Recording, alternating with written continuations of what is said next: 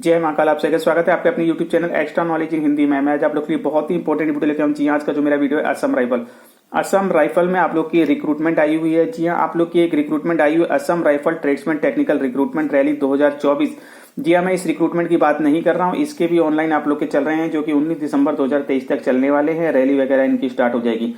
मैं बात कर रहा हूं असम राइफल की एक और रिक्रूटमेंट रैली है जिसको लेकर के स्टूडेंट परेशान है। सर ये कौन सी रैली है, क्या कोई न्यू वैकेंसी आई हुई है? तो वीडियो बहुत ही इंपॉर्टेंट रहने वाला है, वीडियो को आप लोग लास्ट तक देखेंगे। जी हाँ, असम राइफल की वेबसाइट है, नवीनतम में आप लोग को यहाँ पे डिटेल दी जा रही है। तो जैसे ही लिंक पे क्लिक करते हैं आप लोग देखेंगे इस प्रकार का पेज ओपन होगा। तो यहाँ पे आप लोग को डिटेल दी गई। मैं आप लोग को बता दूं ये कौन सी वैकेंसी है, कौन सी रैली है। Advertisement for recruitment through compensate ground. जी हाँ, कंपनसेट ग्राउंड की आप लोग की वैकेंसी है। Appointment scheme in Assam rifle. तो सभी कैंडिडेट इसके लिए फॉर्म अप्लाई नहीं कर सकते। ये वैकेंसी जो रिक्रूटमेंट रैली आप लोग की निकली है वो कंपनसेट ग्राउंड की वैकेंसी है। तो पूरी जानकारी आप लोग को देने वाला हूँ, वीडियो को आप लोग लास्ट तक देखेंगे। Last date of receipt of application and eligibility, यानी कि फॉर्म पहुंचने की जो यहाँ पे लास्ट डेट है और एलिजिबिलिटी की वो आप लोग देखेंगे 28 जनवरी 2024। तो यहाँ पे आप लोग को ऑफलाइन फॉर्म भेजना है जो कि 28 जनवरी 2024 तक पहुंच जाना चाहिए। इसके बाद एप्लीकेशन फॉर्म की एंट्री नहीं हो पाएगी और मेल के माध्यम से भी आप लोग को सूचित करना होगा। पूरी जानकारी आप लोग को मिलने वाली। जी हाँ, सबसे पहले तो मैं आप लोग को क्लियर कर दूं, सभी कैंडिडेट इसके लिए फॉर्म अप्लाई नहीं कर सकते।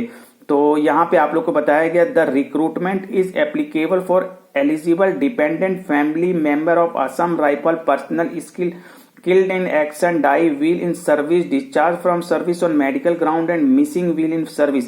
तो यहाँ पे वही कैंडिडेट यहाँ फैमिली मेंबर ही यहाँ पे फॉर्म को अप्लाई कर सकते हैं जिनके मीन्स जो पर्सन है यहाँ पे वो मिसिंग हो गए हैं, असम राइफल में मीन्स शहीद हो गए हैं, killed in action, die, while service या फिर डिस्चार्ज हो गए हैं मेडिकल ग्राउंड से, मेडिकल की वजह से उन्हें डिस्चार्ज कर दिया गया है, या फिर मिसिंग हो गए हैं असम राइफल में वर्किंग के समय।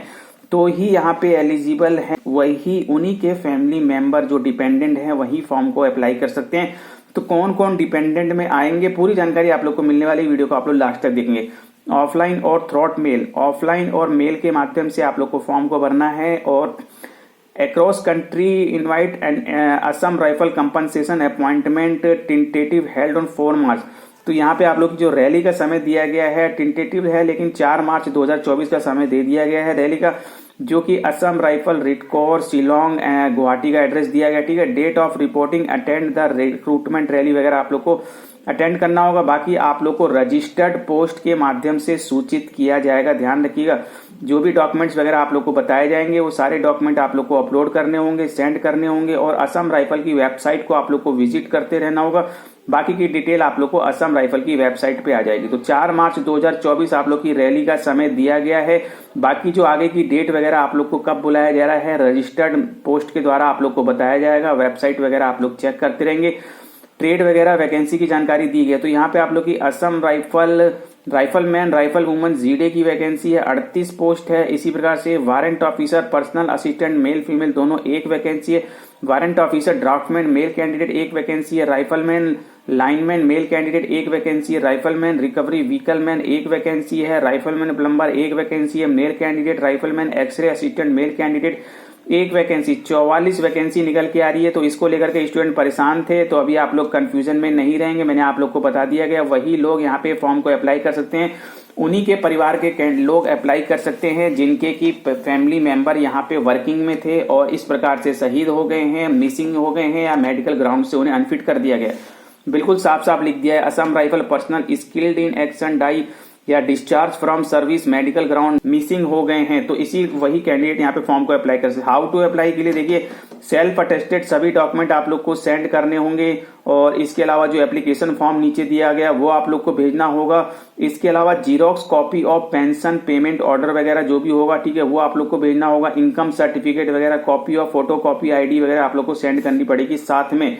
तो यहाँ पे पेंशन पेमेंट ऑर्डर भी आप लोग को भेजना है, इनकम सर्टिफिकेट वगैरह भी भेजना है। ध्यान रखिएगा, एड्रेस आप लोग को दे दिया गया है। कैंडिडेट चॉइस ऑफ मेंशन, ठीक है, तो किसी एक ट्रेड के लिए ही आप लोग अप्लाई करेंगे, ध्यान रखिएगा। इसके अलावा आप लोग को बताया गया है अपलोड, इसके अलावा जो भी डॉक्यूमेंट वगैरह फॉर्म वगैरह आप लोग सेंड करेंगे पोस्ट के माध्यम से, जो एड्रेस वगैरह आप लोग को दिया गया है वही आप लोग को फॉर्म और सभी डॉक्यूमेंट स्कैन करके आप लोग को मेल भी करना होगा। मेल आप लोग को दिया गया है RECT-TBDRD, ठीक है, .@gmail वगैरह, यहाँ पे आप लोग को जो है मेल भी करना होगा। सभी डॉक्यूमेंट और फॉर्म को स्कैन करा के एक साथ आप लोग उसको PDF बना के आप लोग अपलोड कर देंगे। रिजेक्शन ऑफ एप्लीकेशन आप लोग का रिजेक्ट कर दिया जाएगा, कोई गलत इन्फॉर्मेशन यदि आप लोग देते हैं, ध्यान रखिएगा। और इसके अलावा आप लोग को बताया गया है कैंडिडेट प्रोविजन लॉ FIR वगैरह आप लोग कराई जा सकती, तो ध्यान रखिएगा, बहुत सोच समझ के फॉर्म अप्लाई करना है, गलत जानकारी आप लोग को नहीं देनी है। इसके अलावा एप्लीकेबिलिटी आप लोग को बताया गया है कि डिपेंडेंट फैमिली मेंबर जो हैं वो कंपनसेशन ग्राउंड अपॉइंटमेंट में आप लोग को कैटेगरी दी गई है। कंटेंट यहाँ पे Assam rifle personnel killed in action die, या फिर Assam rifle personnel medically unfit हुए, या फिर permanent civil employ of Assam rifle के थे तो उनके डिपेंडेंट जो भी डाई ड्यूरिंग, ठीक है। इसके अलावा रिटायर्ड वगैरह की आप लोग की डिटेल दी गई है। मेडिकल ग्राउंड से भी मतलब अनफिट कर दिया जाता है। और या फिर मिसिंग सर्विस पर्सनल है, मिसिंग है तो यहाँ पे आप लोग देखेंगे यहाँ पे ward missing personal compensation ground के अंतर्गत आते हैं। जो मिसिंग पर्सन होते हैं वो भी कंपनसेशन ग्राउंड में आते हैं। और लैप्स 2 ईयर, लेकिन ये होना चाहिए आप लोग का जो है मिसिंग का समय जो है 2 ईयर का यहाँ पे कंप्लीट हो जाना चाहिए। जी हाँ, 2 साल मिसिंग हुए यहाँ पे हो जाना चाहिए। और FIR वगैरह आप लोगों ने कराई हो, पुलिस इन्वेस्टिगेशन रिपोर्ट वगैरह आप लोग के पास होनी चाहिए। इसके अलावा complete authority convicted date case genuine वगैरह, ठीक है। तो सारी FIR रिपोर्ट वगैरह और सारे केस जेन्युइन होने चाहिए। इसके अलावा आप लोग को बताया गया the benefit will not be applicable in the case of 2 साल से कम आप लोग के मिसिंग के हो रहे हैं तो यहाँ पे आप लोग इसके लिए एलिजिबल नहीं रहेंगे। या फिर जो मिसिंग पर्सन है वो सस्पेक्टेड है या फिर फ्रॉड है, फ्रॉड की वजह से किसी या फिर कहीं और एंटी नेशनल ऑर्गेनाइजेशन में ज्वाइनिंग वगैरह ले लिए तो वो यहाँ पे एलिजिबल नहीं रहेंगे, ध्यान रखिएगा। इसके अलावा आप लोग को नीचे बताएगा डिपेंडेंट फैमिली मेंबर कौन होते हैं, यानी कि जो भी पर्सन शहीद हो गए हैं, ठीक है, या फिर मिसिंग हो गए हैं या फिर मेडिकली अनफिट कर दिए गए हैं, उनके स्पॉस पति पत्नी, ठीक है, या फिर आप लोग के यहाँ पे पुत्र होंगे, उनके पुत्र पुत्री या फिर ब्रदर सिस्टर जिनकी शादी नहीं हुई है वो ही इस पोस्ट के लिए एलिजिबल हैं। तो आप लोग पूरी तरीके से यहाँ पे कंफर्म हो गए कि कौन इसके लिए एलिजिबल है यहाँ पे। जी हाँ, यही लोग एलिजिबल रहेंगे, उनके फैमिली मेंबर कौन कौन, ठीक है। बाकी कोई इसमें एलिजिबल नहीं है। ये कंपनसेशन ग्राउंड की वैकेंसी है, ओपन वैकेंसी नहीं है। तो उनका यहाँ पे फिजिकल होने वाला है, फिजिकल की डिटेल दी गई है, आप लोग देखेंगे।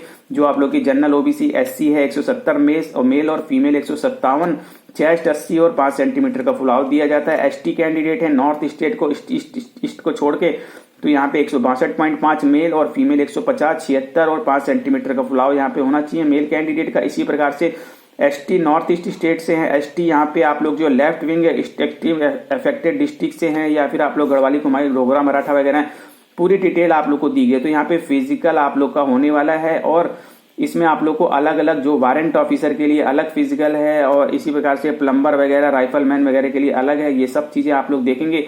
और यहाँ पे आप लोग को जो है छूट दी जा सकती है। कंपनसेशन ग्राउंड में जो छूट है उसका प्रावधान दिया गया।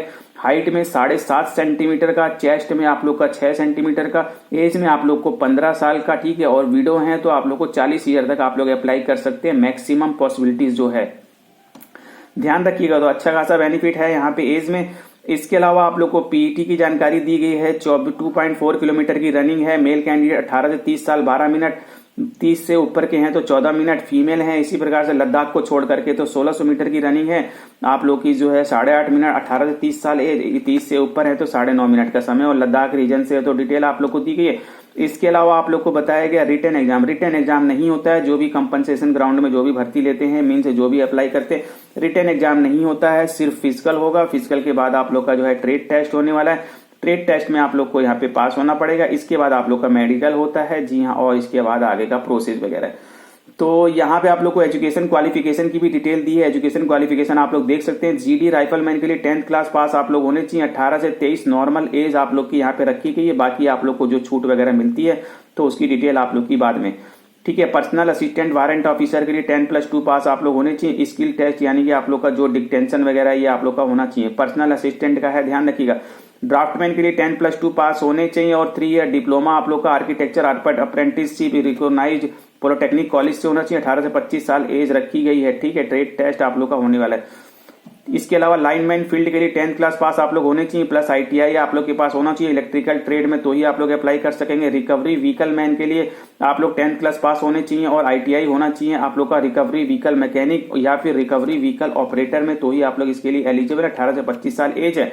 इसी प्रकार से प्लम्बर के लिए 10th क्लास पास है तो अप्लाई कर सकते हैं। ITI आप लोगों ने कर रखा हो प्लम्बर में, ठीक है, और 18 से 23 साल एज है। एक्सरे असिस्टेंट के लिए 10+2 पास है तो आप लोग यहाँ पे अप्लाई कर सकते हैं। साथ में डिप्लोमा होना चाहिए रेडियोलॉजी में, तो ही आप लोग इसके लिए एलिजिबल है। 18 से 23 साल एज है। तो इस प्रकार से आप लोग देखेंगे कंपनी नीचे आप लोग का फॉर्म दिया हुआ, यही फॉर्म आप लोग को भेजना है, ध्यान रखिएगा।